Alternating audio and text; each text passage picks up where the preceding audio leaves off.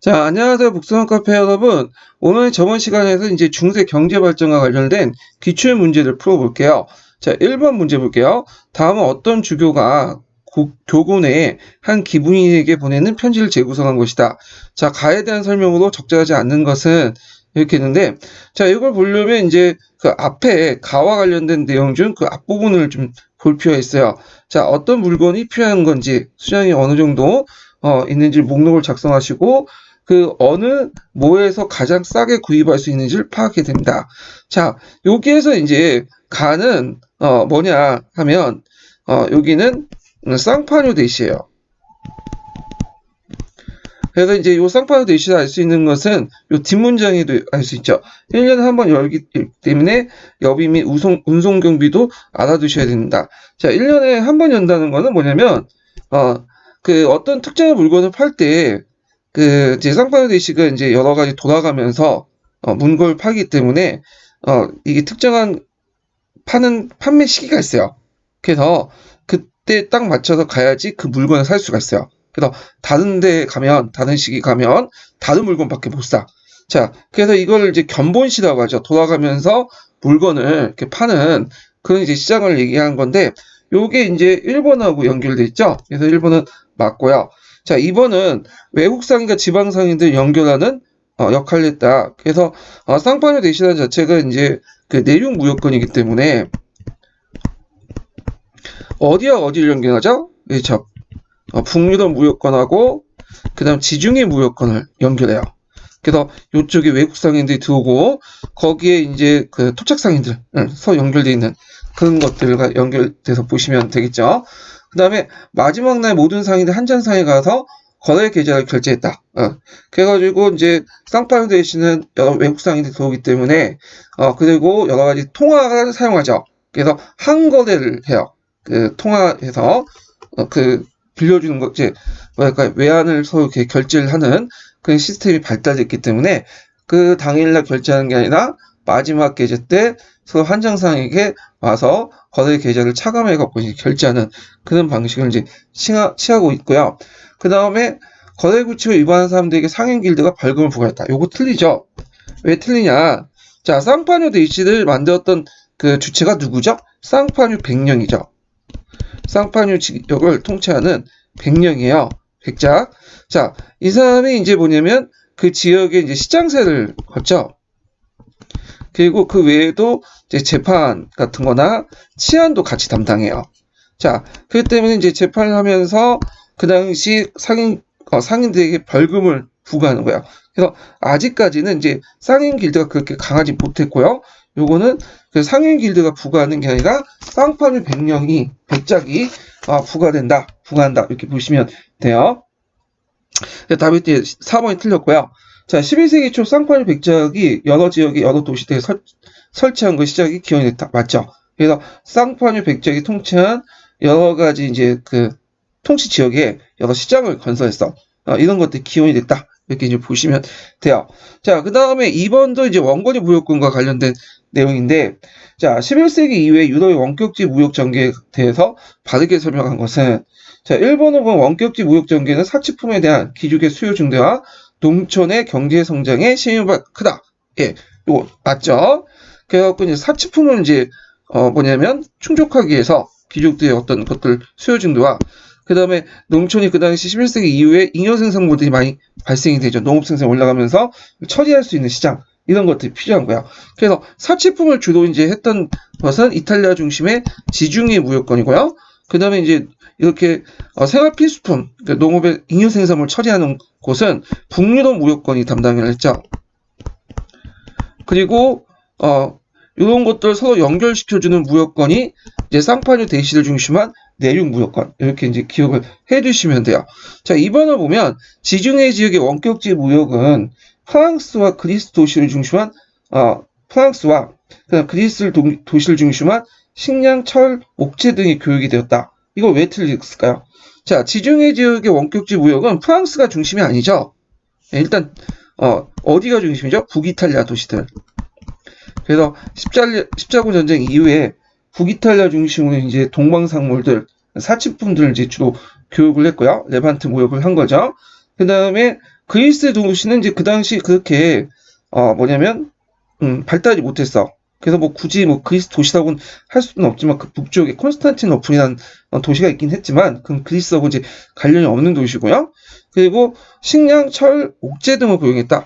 이거는 이제 어디에 가요? 생활 필수품이니까 이거는 이제 지중해 무역권이 아니라 북유럽 무역권에 속해요. 예, 그래서 이건 틀렸죠. 자, 그다음 북해 원격지 무역. 그러니까 북해 같은 경우에는 이제 저 독일의 이제 그 바다를 연항하는 독일 지역의 바다와 연결되는 지역이죠. 그래서 독일 지역의 바다, 그쪽 북쪽 지역을 하는데, 참고로 독일 같은 경우에는 바다가 그렇게 많지가 않아요. 그 지도에 보시면 알아요. 그래서 스칸다비아반도와 독일, 북독일 지역에 좀 조그만 바다가 있어요. 이 지역을 북해라고 하거든요. 그래서 북해 원격지 무역은 프랑드 지방을 중심으로 전개됐으며, 자, 그 다음에 면직물 무역이 줄을 이었다. 자, 여기 프랑드 지역은 이제 그 북해 원격지 무역이 상당히 중요한 지역이죠. 독일하고 프랑드 간의 지역, 독일, 프랑드, 잉글랜드 연결된 지역이 상당히 중심 지역이었죠. 그래서 오늘 벨기에 남부 지역을 말한 거고, 예전에 또 뒤에 보시면 기출문제 또 나왔어요. 여기 또 틀린 게 뭘까요? 면직물이죠. 면직물이 아니라 이건 뭐죠? 모직물이죠. 이것도 예전에 기출문제 나왔어. 예. 그래서 이제 참고로 면직물과 모직물 차이점 아시죠? 그래서 면직물은 면화를 통해서 만들어진 거야. 모직은 양모죠. 그러면 견직은 뭐겠어요? 비단이죠. 예. 그래서 이제 유럽에서 면직물이 들어오게 된 거는 나중에 이제 영국이 인도를 이제 식민 통치하면서 인도에 면직물이 들어오게 된 거야. 면화를 만드는. 그래서 산업혁명 때 인도의 목화를 가지고 이걸 원료 삼아서 실을 뽑아내서 면직물 만들었죠. 이거는 이제 산업혁명 이후니까 18세기 이후라고 보시면 돼요. 예, 그래서 요건 틀렸어. 그래서 예전에 잉글랜드나 그 다음에 프랑드 지역은 주로 면직물이 아니라 모직물을 가지고 만들었다. 그래서 프랑드는 영국상 잉글랜드 양물 받아들여가지고 그걸 이제 원료 삼아가지고 뭐냐면 모직물 만들어서 유럽 시장에 갖다 판 거죠. 자, 그 다음 4번을 보면 원격지 무역의 중심 도시는 한자 동맹 같이 결성했는데 이는 순수한 경제 동맹이었다. 자, 한자 동맹이라는 것은 북독일 지역의 도시들이 그러니까 북독일 지역의 상인 길드들이죠. 상인 길드들이 연합해서 구성된 동맹이에요. 근데 이 한자 동맹은 순수한 경제 동맹이 아니에요. 이건 왜 순수한 경제 동맹이 아니냐면 정치 군사적 동맹이야. 자체 군사력도 가지고 있어. 왜냐면 무역을 하다 보면 주변에 이제 여러 군주들이나 해적들이 왔다 갔다 할 거 아니에요. 막 공격하고. 그래서 이들 방어하기 위해서 이런 자체 무역을 군사력도 가지고 있었던 동맹이에요. 그래서 한때 잘 나가다가 나중에 대서양 무역권이 발달한 16세기 때 쇠퇴하게 되면서 자진 이제 폐쇄하게 되죠. 자, 하여튼 답이 1번이 돼요. 자, 그 다음에 이제 뒤에 넘어와서 3번 문제 풀어볼게요.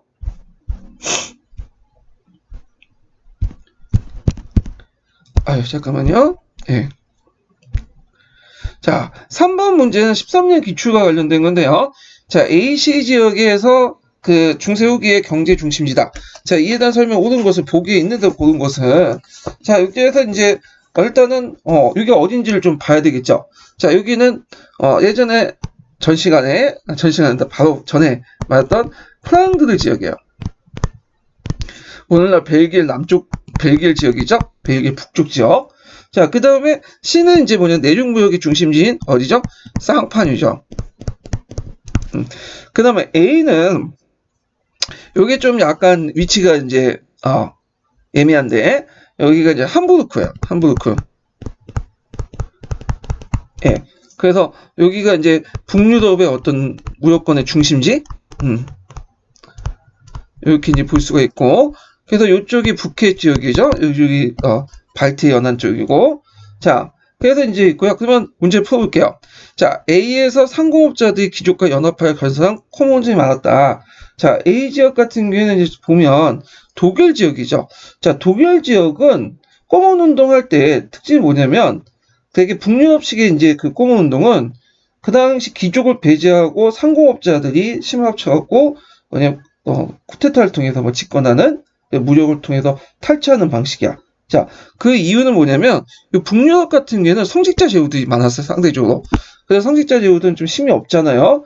그러다 보니까 이들을 이제 제압하기 위해서 쉽게 군사력을 동원해서 제압을 할 수 있었기 때문에 그런 거고, 거꾸로 이제 이탈리아 남유럽편 같은 경우에 꼬문 운동할 때 그 지역의 토착 귀족들이 군사를 가지고 있어요. 그러니까 이제 상공업자들이 그들에게 이제 무력으로 도전할 수 없으니까 그들과 연합해서 이들을 이제 시 참사에 참가시키는 방식으로 매수를 하거나 이런 식으로 해갖고 꼬문을 이제 자치도시를 만들었죠. 자, 이거는 그 북유럽형이 아니라 이쪽 지역이 아니라 이탈리아 지역 형태야. 이탈리아. 그래서 남유럽형에 속하죠. 자, 그 다음에 비의 모직물 시장 통제권을 둘러싼 영국과 프랑스의 갈등은 100년 전쟁의 원인이 되었다. 예, 맞죠? 요거. 아이고. 자, 이거 맞아요. 그래서 이 쌍파뇨 대시의 모직물 시장의 통제권을 둘러서 영국과 프랑스가 갈등이 있었죠. 자, 그 다음에 이제 시는 쌍파뇨 백작이 주도로 설치된 전기실을 통해서 13세기 경제를 번영했다. 예, 맞고요. 그 다음에 시는 이탈리아 상인들이 상선을 타고 갤린선을 타고 갈렌선이죠. 갈렌선. 예, 갈렌선을 타고 직접 비지역에 왕래하면서 점차 쇠퇴했다. 예, 맞아요. 그래서 이제 그 당시 이탈리아 상인들이 그 14세기 이전까지는 지브롤터를 통과하려고 해도 거기에 이제 그 경량이 되게 많고 울두목처럼 이렇게 해류가 되게 심하고 해적들이 많았어. 그래서 이들을 피하기 위해서 내륙 무역권이 발달했는데 이탈리아 상인들이 이제 그 갈렌선을 이제 개조를 해서 거기에 크게 이제 만들고 포도 싣고 무장력도 올리고 하니까 직접 이제 가게 되죠. 지브롤터를 통해서 하다 보니까 이제 굳이 여기를 통과해서 갈 필요가 없겠죠. 그래서 쌍파뇨 대시는 14세기 이후에 쇠퇴되기 시작해요.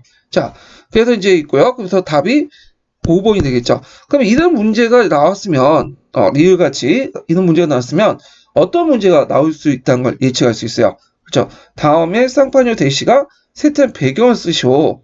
그래서 이제 뭐 여러 가지 있겠죠. 그 중에 하나가 이탈리아 상인들이 상선을 타고 직접 왕래하는 거. 이런 것도 들어갈 수 있고요. 그 다음에 이제 쌍파뇨 백령의 왕래에 편입되면서 무거운 세금을 부과했고 주변에 유사한 시장들이 형성됐다. 뭐 이렇게 이제 답이 구성될 수 있겠죠. 자, 그 다음에 서양의 봉건제 해체는 장원제 붕괴 과정을 수반했다. 여기에는 서유럽의 그 기준이 엘베강 서쪽 지역이죠. 그래서 장원제 붕괴 사회경제 요인을 7개 내로 서술하시오. 자, 주종관계의 붕괴는 중앙집권하고 연결돼 있죠. 근데 장원제의 붕괴는 상품화폐 경제 발달과 연결돼 있어요. 그래서 제가 이제 그 이론 서브노트 강의 시간 때 세 가지 시기를 나눠갖고 설명했죠. 11세기에서 13세기, 13세기 중엽까지 1시기고요. 그 다음에 이 시기는 여기가 이제 고전장원제에서 순수장원제로 넘어가는 거죠. 그래서 노동지대에서 생산물 지내는 화폐지로 넘어가는 그런 시기고, 그 다음에 13세기 후엽부터 그다음 14세기 중엽, 그러니까 패스트 이전까지 이걸 이제 14세기 맹하 위기의 맹하 시기라고 하죠. 자, 여기 때 이제 정체기가 있죠. 그 다음에 3기는 이제 14세기 후반에서 14세기 중반이죠. 그 이후부터 패스트 이후부터 이거는 이제 패스트가 이제 확산되는 시대. 그래서 보통 역사에서는 14세기 위기의 맹하, 중세 위기의 맹하, 뭐 이런 14세기 위기라고 하죠. 맹하는 그 앞에 부분이니까. 자, 이렇게 1단계, 2단계, 3단계 이렇게 이제 3단계가 나눴어요.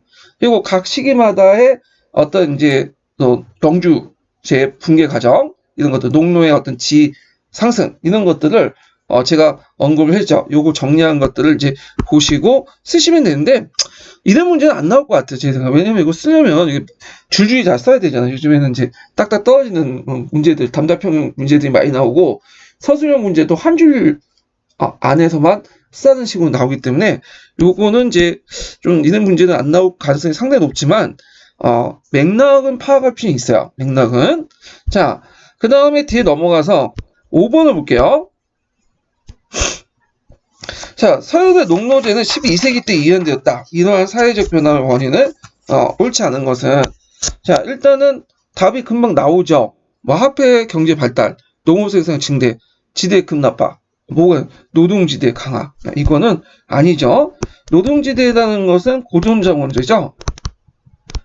그래서 영주 직영제 갖고 일을 해가지고 거기에 이제 노동을 지대를 대신 납부하는 거고, 그런데 이때는 노동지대가 아니라 이제 고정자원제가 아니라 순수자원제로 바뀌게 되잖아요.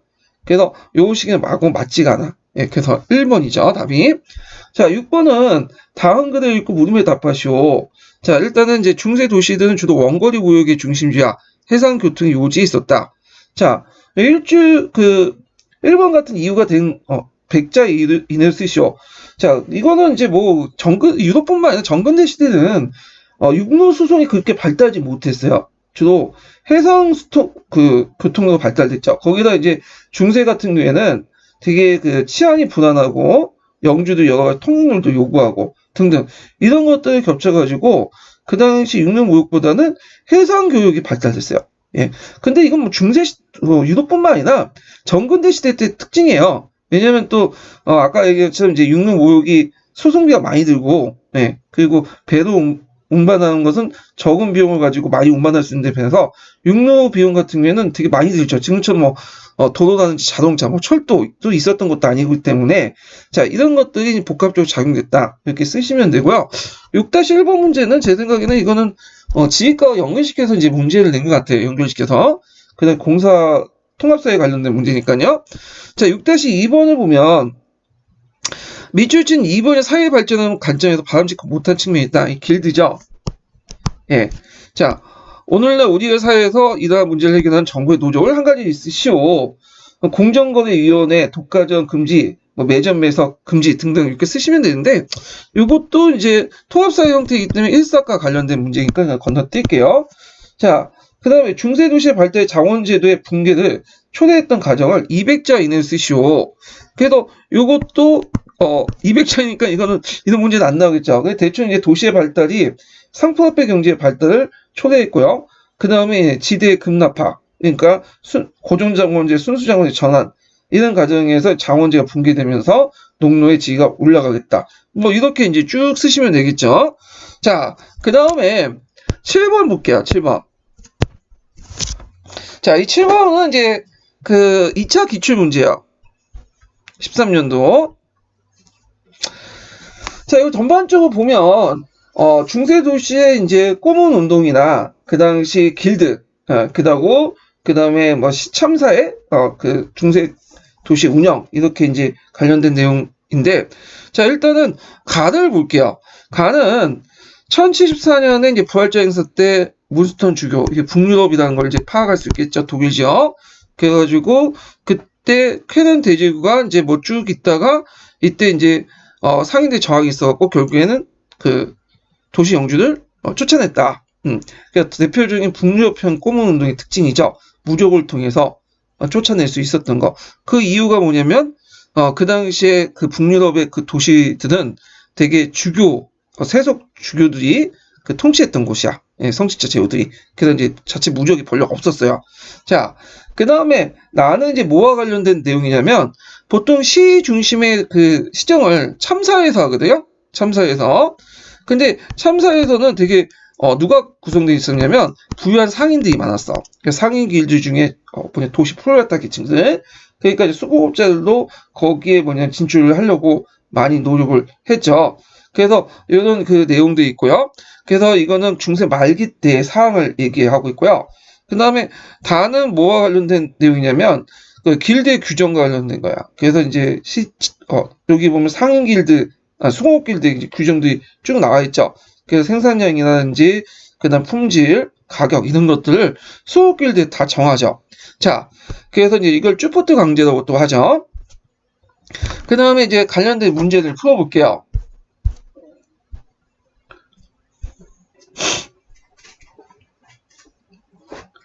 자, 7-1번을 보면요. 자, 가내용을 바탕으로 중세 도시의 지배구조의 변화와 이후 나타난 시장의 운영, 원리 및 기구를 설명하시오. 기획과 니은의 갈등 양상을, 결과를 다시 도시 세아의 변화를 배경으로 서술하시오. 이렇게 했는데, 일단은 이제 원래는 시참사회라는 게 있었어요. 도시를 지배하는. 근데 시참사회에서 주로 누가 장악을 했냐면 거기 가내용을 보시면 알겠지만 주로 꼬모운동을 이끌었던 사람들이 상인길드 출신들이야. 그래서 이들이 시정을 장악을 했어. 그래서 이제 말기에 들어가면 그 나사로에 볼 수 있듯이 이들이 도시 프로레타 계층이 돼서 이제 일종의 건국의 독재제 정치를 하니까 그거에 대해서 상공업자로 구성된 시참사에 대해서 그 밑에 있던 수공업자들이 뭐냐 반발하게 되죠. 그러면서 나도 거기에 끼어달라 하면서 이제 여러 가지 도시 반란들이 일어나죠. COP 반란 같이. 그래서 이제 이런 것들은 도시 후기 때 사회 변화, 사회 경제 변동인데 요거까지 설명하기는 너무 기니까 제가 이제 그 기출문제 분석 자료에 있으니까 그걸 참조를 해주시고요. 자, 그 다음에 7-2번 문제 볼게요. 자, H 교사는 고등학교 세계사 수업에서 다사료를 선정해서 아래와 같이 수업을 구성했다. 학습 목표 A를 달성하기 위해서 그 다양한 사료를 읽고 분석을 할 수 있다를 해서 문제점, 사료 학습의 문제점을 보완한 두 가지 측면을 기술하고 C에서 이제 교사가 설명한 내용을 B의 학습 자료와 관련지어 구성하시오. 이건 사료 학습할 때 이제 사료를 제시할 때 어떤 점을 고려해야 되나? 그래서 어려운 학문을 이제 뭐 영어, 라틴어 구성된 것을 쉽게 이제 번역을 해야 되고, 그 다음에 애들이 이제 잘 배경 지식이 없으니까 거기에 대한 배경 설명을 해주고, 이런 내용들을 이제 쓰시면 될 것 같고요. 그 다음에 시와 관련돼서 교사가 설명한 내용, 그러니까 학습 내용 확인인데, 그 B의 학습 주제와 관련돼서 설명하시오. 길드의 경제활동이죠.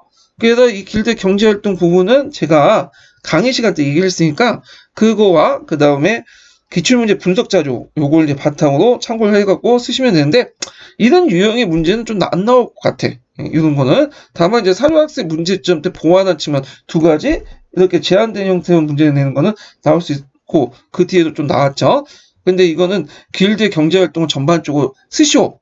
이런 것들은 너무 많이 써야 되잖아요. 이거는 예전 2차 논술형 때문에 필요했던 문제고 그렇지만 이제 이게 분석을 하면서 제한된 형태로 나올 수가 있으니까, 이런 쭈프트 강제라든지 이런 것들, 명칭 물어보는 거. 그러니까 이제 제한된 형태로 파악을 해주시는 것도 좋을 것 같아요. 예. 자, 그 다음에 이제 8번 문제 볼게요. 8번. 자, 8번은 서역의 중세 도시에 대한 설명 올바른 것은 내용인데요. 자, 여기 이제 보면 1번 문제 보죠. 자, 1번 문제 보면 자, 여기 보면 1번 보면 원거리 무역이 발전했다가 중세 도시는 국왕의 지배를 받게 되어 쇠퇴했다. 자, 11세기 이후에 이제 그 당시 도시가 성장을 하게 되고, 그리고 여러 도시가 형성해서 꽁운동을 이제 형성하게 되죠. 그런데 이제 대개 보면 이 꽁운동의 자치권 획득은 국왕 권력의 지배가 아니라 자치 형태로 발전됐어요. 예. 그래서 이 원거리 무역과 함께 꽁운동은 그 국왕의 지배 도시로 쇠퇴한 건 역사적 지배 사실과 맞지 않아요. 국왕의 지배가 이제 도시가 이제 지배가 떨어진 것은 나중에 이제 14세, 15세기 때 왕권 강화 관련된 내용이야. 그러니까 시기적으로 볼 때 이게 한 300년, 400년 전에 얘기니까 맞지가 않고요. 자, 2번을 보면 시장 경제 억누르고 자원체를 동요를 막기 위해서 영주는 도시의 성장을 초기부터 첫째 억압하였다. 아니죠. 영주 입장을 땐 도시의 성장이 필요했어. 초기 때. 왜?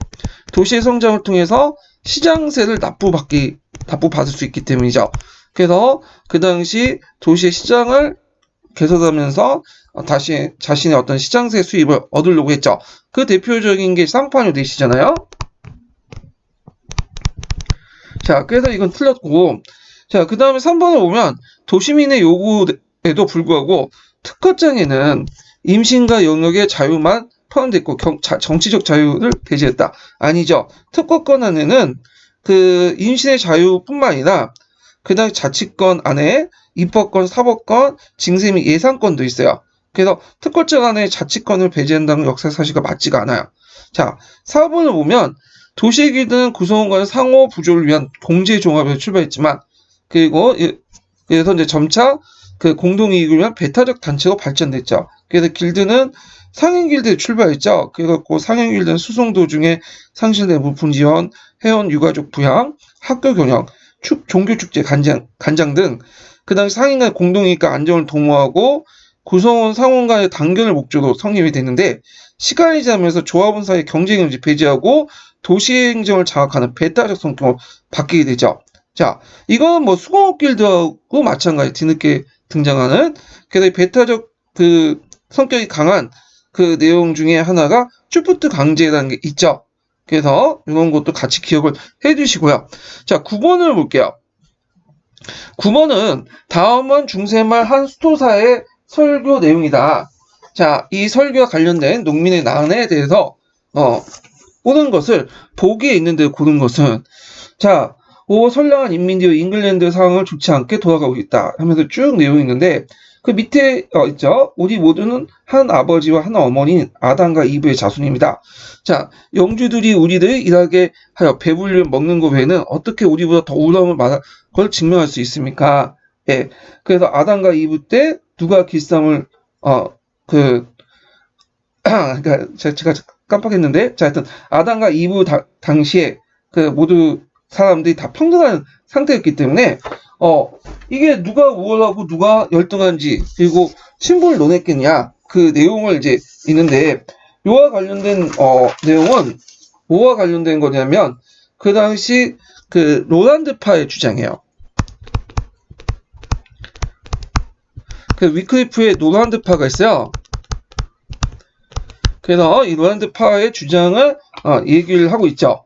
예, 위클리프의 그 영향을 받은 롤란드파의 주장 원시 기독교 철학을 관련된 내용이 있죠. 그래서 아담이 밭을 갈고 이브가 뱃삼을 짤 때 누가 귀족이고 누가 평민인가 이런 말이 되게 유명하잖아요. 그래서 이제 요때 그 롤란드파의 그 존 볼이라는 선교사가 농민들을 이제 다독이면서 했던 연설물이야. 그래서 이때 이 설교와 관련된 농민 반란은 와트 테일러의 난이죠. 와트 테일러의 난.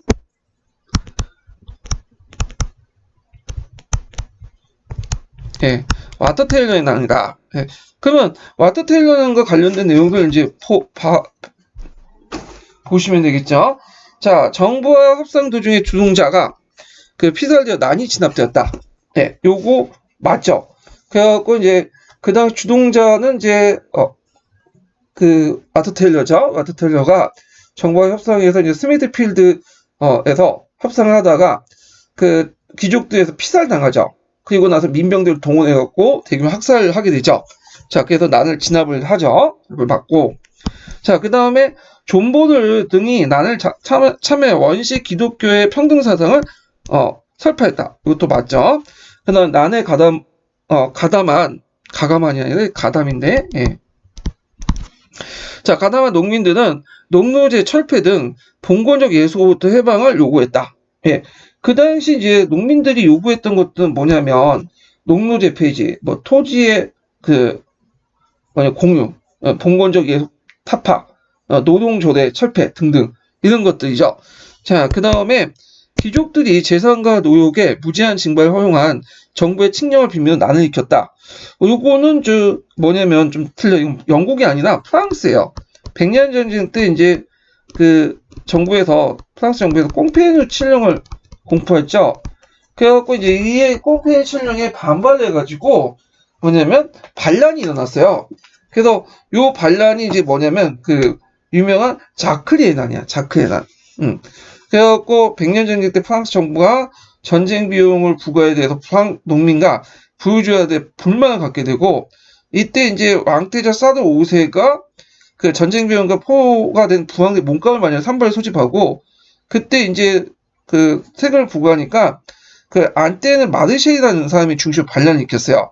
그리고 이제 섭정사에는 이제 마르쉐 반란을 또 진압하기 위해서 귀족들의 무제한 징방권을 허용하는 꽁페뉴 칙령을 이제 공포하고 이거에 대해 농민들이 반발하면서 자크의 난이 나는 거죠. 그래서 이제 이때 자크의 난이 이제 북부 프랑스를 중심으로 학살을 됐지만 봉건 귀족들의 잔인한 진압에 굴복이 되고 말았다. 이런 것들 좀 같이 기억을 해두시고요. 그래서 이제 요거는 꽁페뉴 칙령.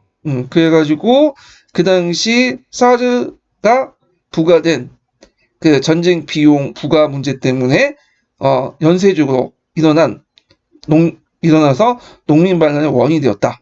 그래서 앙떼에는 마르쉐 반란이 나오고 또 그걸 바탕으로 해서 또 진압하기 위해서 또 무지하게 징발하니까 그게 된 꽁페이는 칠령을 공포를 하고 농민들이 반발하고 자크에 나누어져 학대됐다. 이렇게 기억을 해두시면 될 것 같아요. 예. 자, 그래서 이제 있고, 그래서 이제 프랑스와 관련된 내용이니까 틀렸죠? 9번은.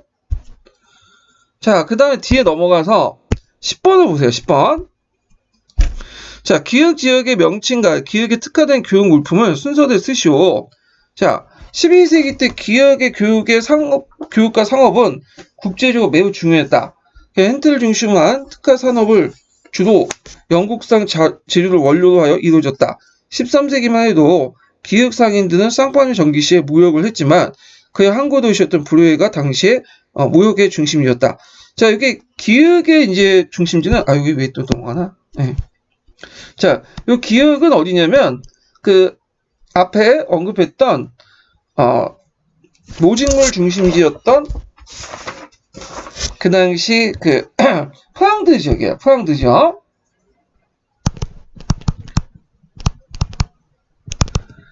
그래서 프랑드 지역이고 그 당시 이제 이 프랑드 지역의 초창기 중심지는 여기 브레라는 그 항구 도시였는데 나중에는 이제 안트페르페로 이제 바뀌게 돼요. 여기는요.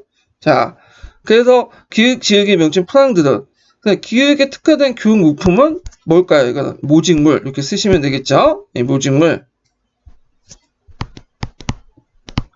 그래서 잉글랜드 양보를 가지고 와서 여기에서 제작해서 모직물 만드는 거죠.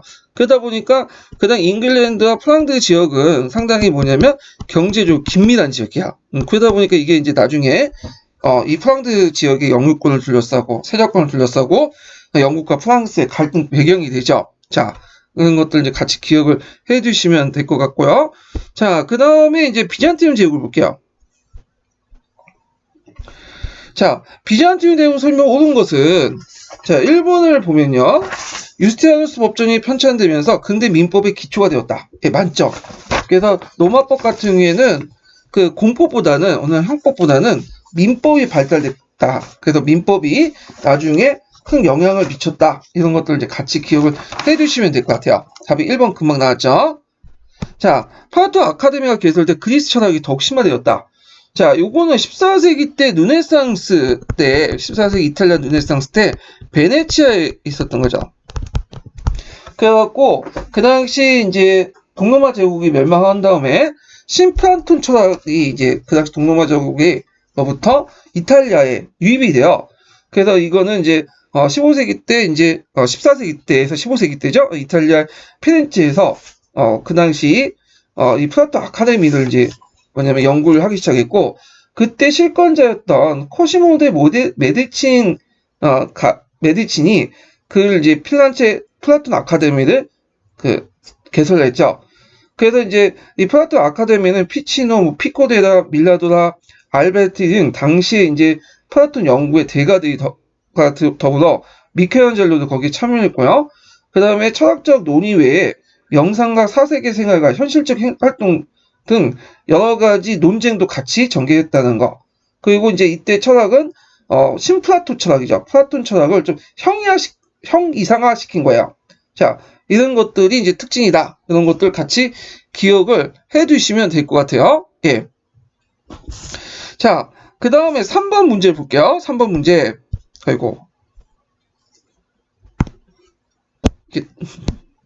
자, 3번 문제 보면요. 자, 그 다음에 이제 3번 문제 볼게요. 황제는 그리스 종교 수장으로서 종교의 소유권을 가졌다. 이거 맞는 것 같지만 틀려요. 왜 틀리냐면 일단은 종교의 소유권을 이제 가진 거는 맞아요. 황제가 이제 그 당시 막대한 영향을 미쳤죠. 비잔틴 제국은. 그래서 유럽과 달리 이제 정교일치적 모습을 띄웠고 그때 유스티아누스 때 이제 정교일치적 모습이 항의됐는데 그때 견한 중에 하나가 뭐냐면 종교회의 소집권과 회의 내용 결정권이에요. 예. 그리고 또 그 콘스탄티노플 수자 대주의 임명권을 가지고 있죠. 근데 그리스 종교 수장이었다? 이거는 좀 틀려요. 이거는 그리스 종교 수장은 뭐냐면 콘스탄티노플 수자 대주교예요. 예, 이거는 그래가지고 보통 우리가 황제 교황주의라고 이제 하는 것처럼 황제가 교황의 역할을 했다라고 하지만 이거는 황제가 교회의 수장이 됐다는 의미보다는 황제가 교회에 큰 영향력을 미쳤다라고 해석을 해야 돼. 그래서 이런 것도 있고 그리고 황제 교황주의라는 말 자체가 그 예전에도 얘기했지만 서유럽 세계에서 동유럽의 어떤 교회를 좀 깎아내기 위해서 하는 거기 때문에 좀 편견 섞인 그 말도 있어요. 예. 그래서 이런 내용은 좀 틀렸어요. 이거 4번을 보면 공용어는 처음에 그리스어를 사용했다가 뒤에 라틴어로 바뀌었다. 아니죠. 처음에는 라틴어를 사용했다가 뭘로 바뀌었죠? 그렇죠. 그리스어로 바뀌었죠. 예. 자, 라틴어로 사용했다가 그리스어로 바뀌어요. 그리스어로. 예. 이게 전어가 바뀌었죠. 그래서 마지막 라틴어를 사용했던 황제가 유스티니아누스 황제예요. 예. 2번을 볼게요. 자, 보기는 알 수 있는 그 나라의 문화적 영향을 받은 가장 그러니까 보기 알 수 있는 나라의 문화적 영향을 가장 많이 받은 민족은 뭐 군간구제 실시, 그 다음에 그리스 정교, 교황 황제 일치주성, 소피아 성당 등등. 무슨 족이죠? 그렇죠. 슬라브족이죠. 특히 러시아를 중심으로 동슬라브족들이 큰 영향을 받게 되었죠. 예. 그래서 이렇게 이제 보시면 되고요. 3번은 문제 보면 6세기 지중해 지역을 통치했던 황제 글이다. 이 황제의 이름과 중요한 업적 3가지 쓰시오. 자, 일단은 법학 인문이라는 걸 딱 보면 이거는 뭐죠? 그렇죠. 유스티니아누스 대제가 만든 그 로마법 대전의 한 부분이죠. 그 로마법 대전이 4개 부분으로 구성됐다고 했잖아요. 그 중에 하나가 법학 인문이야. 예. 그래서 이름은 유스티니아누스 황제. 되게 쉽죠. 근데 이게 그때 제 07년대 때 기억나는 게 유스티니아누스 황제의 이름조차도 못 쓰는 분들이 계시다 보니까 내용을 썼는데 업적을 썼는데 막상 이름이 생각이 안 나는 거야. 그래서 우리가 이제 학교 가면 애는 보면 얘 특징 같은 거 다 아는데 이름이 생각이 안 나잖아요. 그래서 특히 나이가 먹어지면 이름이 별로 생각이 안 나더라고. 별로 친하지 않은 애들 같은 경우에는. 자, 하여튼 이름은 유스티니아누스 황제. 이름 정확히 외워두시고, 자, 업적은 되게 많죠. 로마법 대전을 집대성하고 성 소피아 성당을 증축하고요. 그 다음에 이제 반달 왕국이나 동고트 왕국들을 이제 활발 정복 사업하고, 그 다음에 중국에서 이제 견직공업 같은 것들 이제 기술을 받아들여서 견직공업도 육성하고, 그 다음에 중앙집권 강화, 교회제도 개혁. 교회제도 개혁은 황제 교황주의에 입각해서 이제 개혁을 했던 거죠. 자, 그 다음에 4번을 볼게요. 다음은 체교사의 세계사 수업 장면이다. 가에 들어갈 나라 이름을 쓰고 나제도의 명칭과 그 내용 2가지 쓰시오. 자, 체교사는 비잔티움 제국의 헤라클라이오스 황제 때 외세의 침공을 대응해서 군사, 행정, 경제를 결부시켜 개혁을 했다. 요 헤라클라이오스 황제도 기억을 해두세요. 유스티니아누스 황제 때 뒤에 얘기지만 약간 중흥기를 이제 만들었던 황제예요. 군간구제나 뭐 군간구제, 둔정병제 이런 그 제도도 만들었고요. 자, 다음 사례의 지도를 통해 이 사실을 확인해 보자. 자, 요 헤라클레스 황제가 부활절 축제에 거행된 곡장 뭐가 싸웠죠? 여기에서 이제 우리가 이슬람 세력과 생각했는데 이슬람은 없었고 그 당시에는 사산조 페르시아 있었어. 사산조 페르시아. 죄송합니다. 이게 민감한 애가 컴퓨터를 바꿨더니 이게 손이 이게 닿는 대로 이렇게 왔다 갔다 하더라고요. 예. 그래서 좀 얘가 민감한 것 같아요. 산산조 페르시아. 이슬람 세력은 언제 등장했냐? 이거는 헤라클라이오스 황제 후반기 때 등장한 거야. 되게 이제 7세기 초반까지는 사산조 페르시아가 싸웠어요. 그래가지고 이 사람이 그 호루스 2세로부터 그 안티오키아 그 호루스 2세가 그 이후죠. 예, 그 이후에 이제 호루스 2세 때 안티오키아, 다마스쿠스, 예루살렘, 이집트를 그 당시 동로마 황제가 호루스 2세한테 뺏겼어. 동로마 제국이. 그러다가 나중에 이제 그 반격 차원에서 헤라클라이오스 때 622년에 부활절 때 성전을 내세워서 대규모 사산조 페르시아 원정을 나서게 돼요. 그래서 곳곳에 승리를 거두었고 원정 2년차에 그의 군대는 아르멘을 거쳐서 호루스 2세가 있는 가자크까지 공격을 해요. 그래가지고 이때 호루스 2세가 니네바로 퇴거를 하고 그래서 그때 많은 영토를 회복을 했죠. 근데 문제는 말년에 누구한테 다 뺏겼냐면 그 당시 그 7세기 중엽이죠. 이때부터 등장하게 된 이슬람 군의 공격을 받아서 받아서 많은 영토를 상실했어요. 그래서 사산족 페르시아가 7세기 초반 때고요. 7세기 중후반 때 등장한 세기 2, 3세기야. 그래서 요거 구별 좀 해주시고요. 그 다음에 이제 두 번째 예문을 보면 황제 사친자 니케포로스는 나에 소속된 토지의 소유자들, 장교들, 그리고 콘스탄티누플 일부 시민들을 탄압했다. 나는 이제 뭐냐면 군관구제죠. 군관구제. 이거 테마 제도라고 하는데, 자, 이거 내용을 보면 제국을 수십 개의 군관구를 나누고 사령관을 파견해서 사령관이 행정, 군사, 사법권을 다 장악을 한 거야.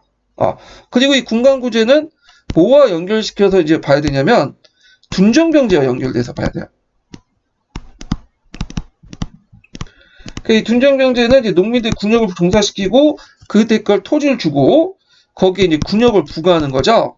군역을 부과하는 그런 제도인데, 자, 요렇게 이제 쓰시면 될 것 같아요. 참고로 여기 예문에 나와 있는 니케포로스는 어떤 사람이냐면 그 이덴의 여제, 그러니까 이제 우리가 알고 있는 성산숭배적 금지를 다시 뭐냐면 다시 허용해주는 그 여제 뒤에 이어서 등장한 비잔틴 제국의 황제예요. 그래서 이제 그때 802년에 군중 쿠데타로 그 이덴의 여자를 이제 추방하고 가신들과 한간대에 추대된 그 황제를 즉위하게 되죠. 그래서 그 당시 그 전에 이덴의 지지 기반이었던 스톤헬프가 많았어. 왜냐하면 성산숭배 금지를 풀어주면서 스톤의 편을 들었거든요. 그러니까 이제 새황제였던 니케포로스는 이덴의 세금 감면 정치 전면 취소하였고, 이때 군관구제 아래에 있던 둔정병이었던 자영농을 대폭 정규군으로 징집을 했어요. 그리고 스톤과 교회를 압박해 국가재정을 확충하려고 했고요. 그래서 이런 노조군의 국가재정은 강화됐지만 황제는 교회에서 수백 동안 나쁜 황제로 낙인 찍게 돼요. 자, 그래서 이제 이를 이제 교회에서는 뒤에 황제들은 이 니케포로스는 진정 황제가 아니다. 그래서 황제 사친자다. 왜냐하면 이덴의 여제를 쿠데타를 통해서 쫓아냈기 때문에. 그런데 뭐 뒤에 그 동로마 정치사 보시면 알겠지만 쿠데타를 통해서 여러 황제들이 교체가 돼요. 이덴뿐만 아니라, 그러니까 니케포로스뿐만 아니라 그런 방식으로 집권을 하게 되거든요. 근데 왜 유독 욕을 넣어먹느냐? 쿠데타가 중요한 건 아니라 스톤의 재산을 뺏었기 때문인 거야. 예. 이런 것들을 연결시켜서 보시면 돼요. 그래서 남아있는 기록도 그렇게 좋지가 않아. 왜냐면 기록을 이제 기록했던 사람들이 다 수도사들이거든요. 그 당시 글을 좀 안다는 사람들이. 예. 자, 그래서 이렇게 이제 기억을 해두시면 되고, 이게 하여튼 나는 군관구제 관련된 내용이에요. 그래서 이제 군관구제 이런 것들 좀 기억을 해주시고, 참고로 군관구제는 이 뒤에 있죠. 요 나는. 그래서 이거 이제 뭐 니케포로스 처음 만든 건 아니고, 아까 말한 것처럼 헤라클리우스 황제 때 이렇게 만들었어요. 이 지역이 처음에는 몇 개 구역밖에 안 되다가 나중엔 더 많이 설치되죠.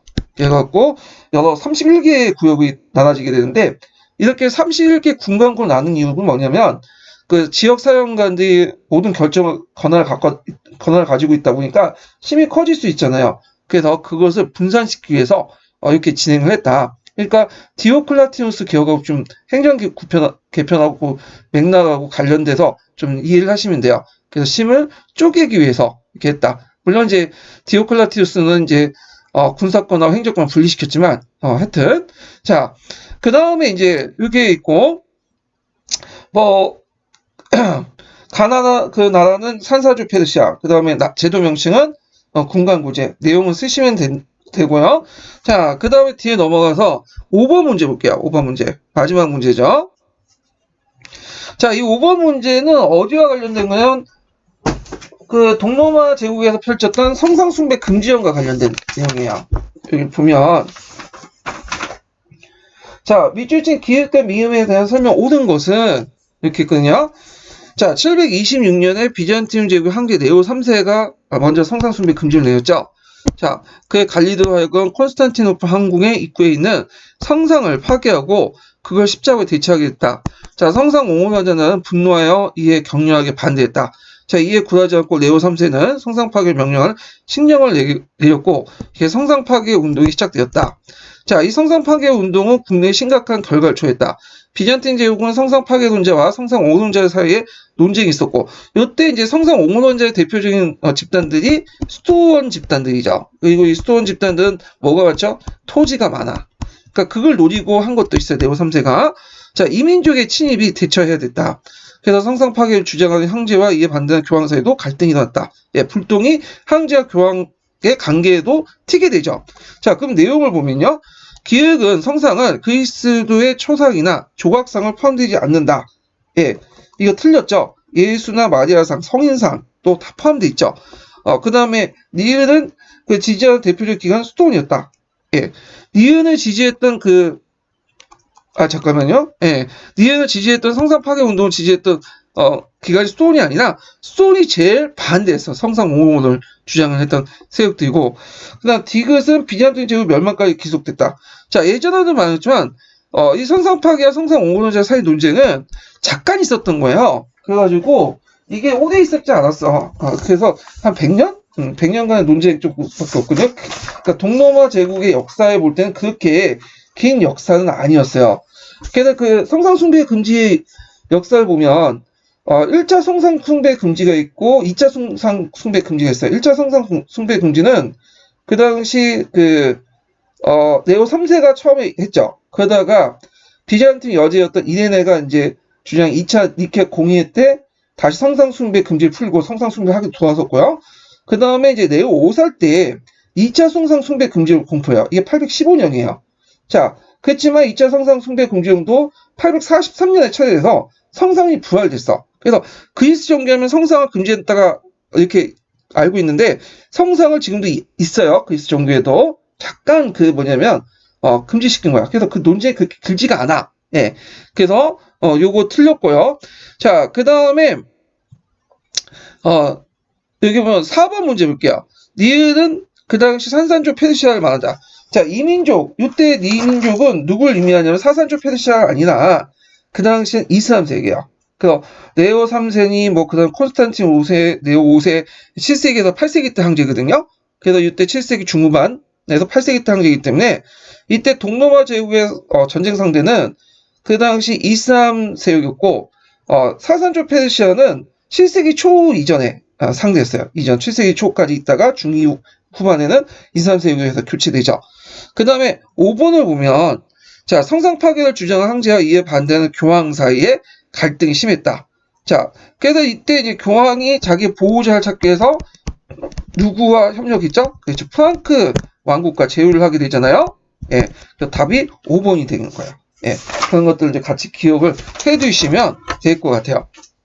자, 그러면 다시 이제 뭘로 넘어가냐면 저쪽 그 르네상스 이제 근세로 넘어갈게요. 예, 자, 근데 근세 넘어가기 전에 제가 서포트즈 또 인증번호를 또 알려드려야 돼. 그래서 서포트즈 인증번호는 몇 번이냐면 13번이에요. 13번. 예, 13번.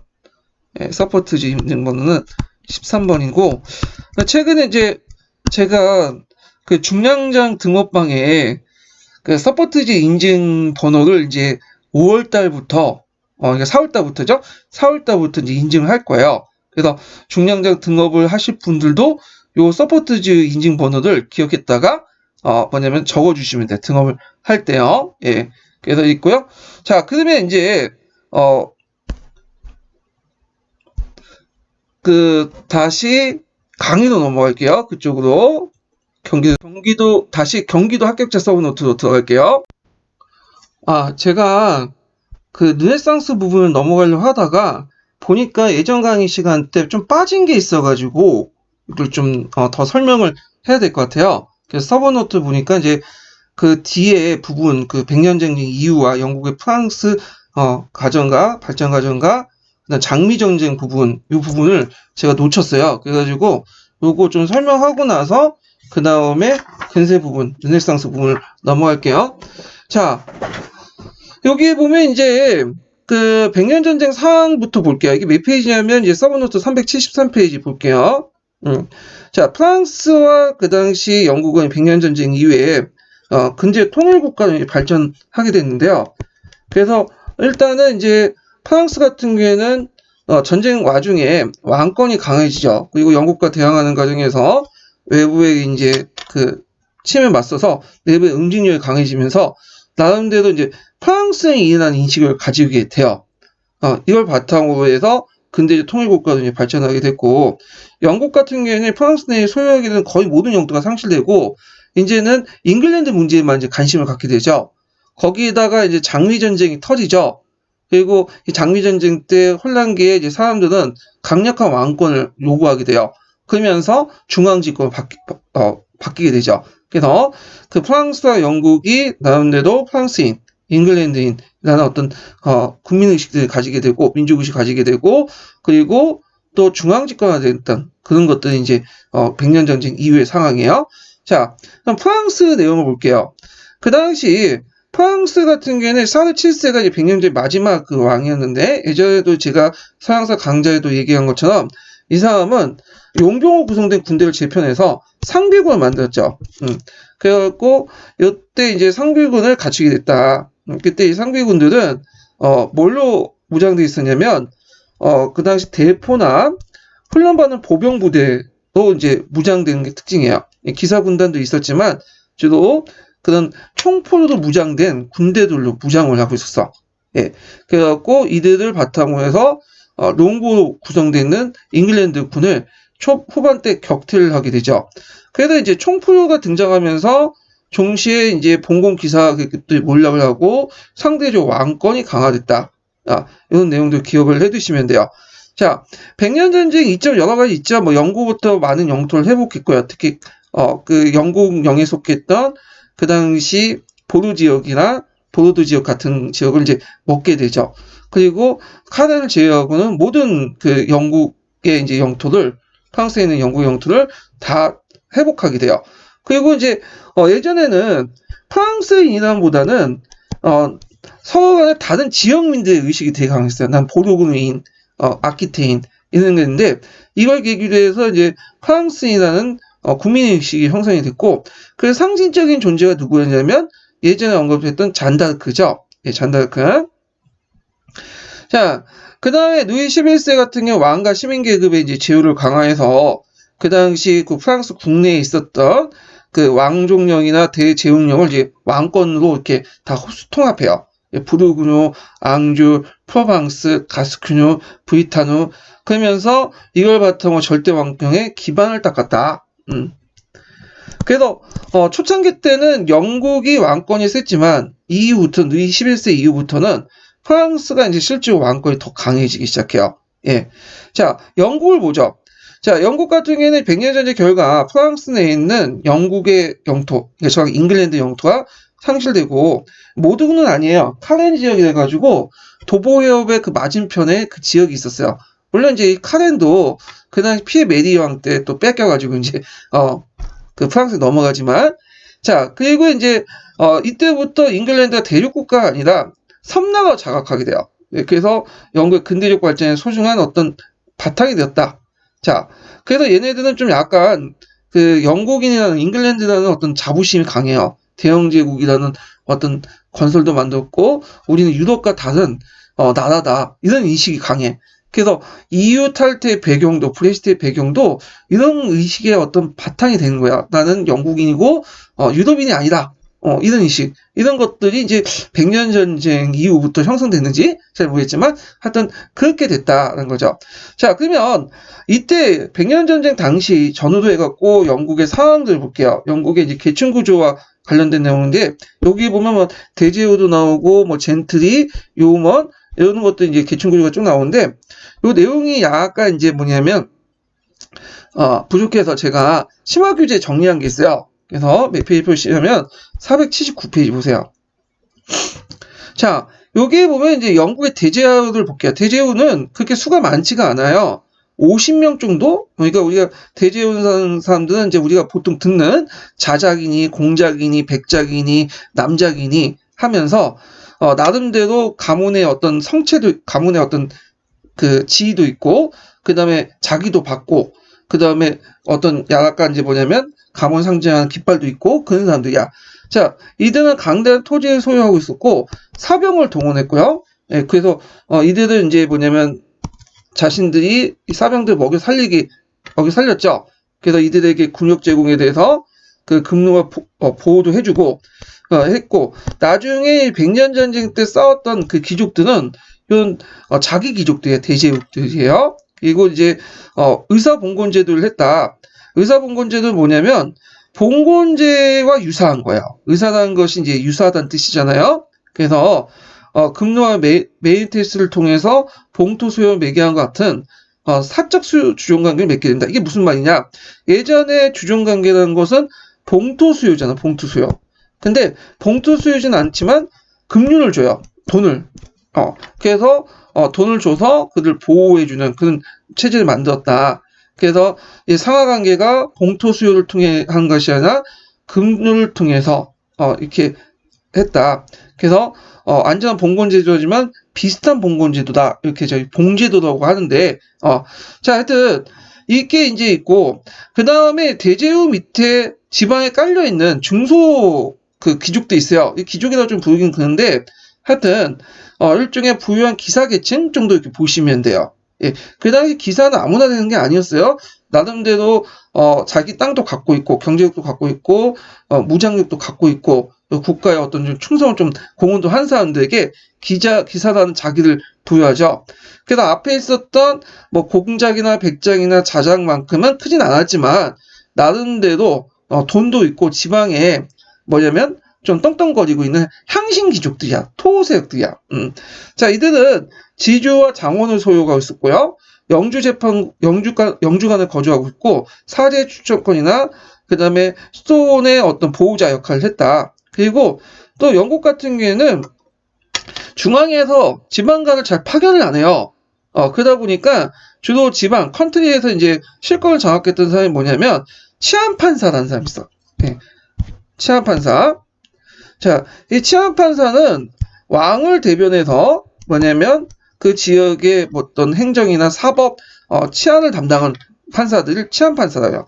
자, 이 치안판사들 누가 담당했냐면 젠트리 계층이 이제 담당해요. 젠트리 계층이. 그래서 젠트리 계층이 치안판사를 담당하고 그 외에도 하원이나 그 다음에 지방자치계에 유력한 계층을 형성했고 그 다음에 젠트리의 이제 지위는 그다음 첫 번째 아들로 이제 묻어봤거든요. 장자상속제이기 때문에 그 아버지로부터 지방에 있는 토지나 지위를 이어받으면 나머지 차남 이하는 할 게 없는 거야. 그래서 이들은 어디에 진출하냐면 대개 이제 도시 들어가 상인에 진출하거나 전문직에 종사를 해요. 법률가나 의사나. 예. 그러다 보니까 어떤 이제 특징이 있냐면 프랑스 같은 경우에는 부르주아 계층과 귀족 계급이 좀 약간 피부부터 다르잖아요. 그래서 대립을 하고 계급 투쟁이 이렇게 연결돼 있는데 근데 영국 같은 경우에는 그런 게 별로 없어. 왜냐하면 그 당시 부르주아 계층이나 그 다음에 젠트리 계층이나 서로 간의 형제 관계야. 친족 관계죠. 그리고 문화도 거의 비슷해. 생활 문화도. 다만 이제 직종이 좀 다를 뿐이에요. 그러다 보니까 프랑스처럼 계급 대립이 별로 없어요. 계급 대립이. 그래서 프랑스 같은 경우에 계급 대립을 일어나서 부르주아 혁명이 일어나고 그런데 영국에서는 부르주아 혁명이라는 자체가 별로 없어. 우리가 이제 알고 있는 명예혁명이라든지 청교도 혁명도 부르주아 혁명이 아니거든요. 예, 뒤에 설명하겠지만. 자, 그래서 이들은 사병을 소유하고 있는 귀족과 달리 강력한 왕권을 원했다. 그래서 이제 강력한 왕권을 통해서 평화 질서를 원했고 투도 왕조를 지지했던 세력들이 젠트리 계층이에요. 그래서 이 젠트리 계층들이 하원에 진출해서 투도 왕조를 지지를 했고 물론 이제 나중에 이제 스투어트 왕조가 등장하니까 좀 갈라지긴 했지만 그리고 이 젠트리는 왕권을 대리해서 그 당시 행정관을 대리해서 그 지역을 장악을 했어. 그래서 나는데 지방 의식도 강해. 컨트리 의식이라고 하죠. 예. 그래서 이런 것들이 좀 특징이에요. 프랑스 같은 경우에는 왕이 직접 중앙에 관료를 파견하는 데 반해서 이 영국 같은 경우에는 이렇게 젠트리가 왕권을 대변해서 지방 행정관 역할을 하면서 오히려 좀 지방자치적 모습을 띠고 있다라는 것이 이제 특징이라는 거죠. 자, 그 다음에 이 젠트리들이 뭐 다는 그렇지 않지만 상당수가 뭘 신봉하냐면 청교도를 신봉해요. 청교도. 예, 청교도. 그래서 청교도 혁명의 배경인데 청교도 같은 경우에는 이제 나중에 설명하겠지만 원래 국교도에서 출발했어요. 그래서 국교도 안에 있었던 이런 여러 가지 청교도 의식, 천주교 의식들을 철폐하자, 천주교 의식들을 깨끗이 하자 했고 청교도들이 형성되고 그들이 이제 나중에 국교에 독립하자 독립교회까지 합쳐갖고 이제 청교도가 지칭하는데 젠트의 상당수가 청교주의, 청교도를 신봉하고 있었다. 그렇다고 100% 신봉한 건 아니에요. 자, 그리고 현정적 정성을 존중했고 지방 분권을 주장했다. 자, 그 다음에 젠트리가 향신 지주라면 그 밑에 땅을 빌려가지고 살아가는 사람이 있어. 이걸 요몬이라고 하거든요. 요몬. 이들은 자기 땅도 있어요. 자연농민층으로 자기 땅도 있고 자기 토지도 소유하고 있고요. 그 다음에 또 하나가 남의 토지를 빌리죠. 젠트리부터 이제 토지를 빌려가지고 또 뭐냐면 차지농이라고 하죠. 예, 차지농적 성격이 있어요. 그러니까 자장농, 자장농, 차장 역할을 하는 거죠. 자기 토지를 가지고 농사 짓고 그래서 남의 토지를 빌려가지고 하는 그런 이제 뭐냐면 사람이야. 그래서 소규모 자유토지 보유면서 또 남의 토지, 젠트 토지를 빌려갖고 직접 농사에 종사를 하고 그리고 이제 힘들 때는 임금 노동자를 고용하죠. 농업 노동자. 그래서 이제 장원제도 붕괴 이후에 영주 직영지의 분할과 임대로 양적 성장을 했고 이들은 이제 또 군대에도 동원됐어. 그래서 이들 군대도 동원했는데 특히 이제 이들은 스코틀랜드나 프랑스와 싸울 때 동원됐어요. 주로 뭘로 동원됐을까요? 보병으로 동원됐죠. 그래서 이들은 이제 주로 롱보 군병 구성돼 있죠. 그래서 장궁수라고 구성되어 있는 보병으로 동원돼가지고 했어. 원래 요몬이라는 이름은 계층의 이름이 아니라 롱보를 소유한 군인이라는 뜻이에요. 예. 그런데 이게 요몬이라고 했는데, 근데 그 당시에는 어느 정도 무기를 갖추려면 자기가 다 뭐냐면 갖춰야 되잖아. 돈이 있어야 되잖아. 그러니까 어느 정도 경제적으로 가지고 있어야 돼요. 그래서 원래는 그 요몬이라는 롱보를 지칭하는 언어였다가 이들을 이제 지칭하는 그 정도의 경제적으로 부담하는 계층의 의미로 바뀌게 돼요. 그래서 이들 요몬이라고 하죠. 자, 하여튼 이들은 또 돈이 있으면 또 기사계획도 사고해서 위층으로 올라갈 수도 있고요. 자, 하여튼 젠티 상승 가능성도 있었다는 거. 그리고 백년 전쟁 때 창병이나 군병, 롱보로 뭐냐면 활약을 했다. 네. 그리고 이제 그 밑에 있는 사람들이 농업 노동자들이죠. 이들은 뭐 땅도 없고 그때 품앗이로 일을 하는 사람이야. 그래서 나중에 농업혁명 때 이제 얘기를 하겠지만 영국은 그다음 16세기 이후에 세 개의 계층으로 형성돼요. 영국의 농촌 구조는 첫 번째로 토지를 가지고 있는 향신층, 젠티라는 계층이죠. 이들은 직접 농사에 짓진 않지만 지방을 장악을 하고 있어요. 치안판사나 이런 것들 통해서. 그 다음 두 번째 그 계층이 용원이야. 실제 이제 농업 경영자죠.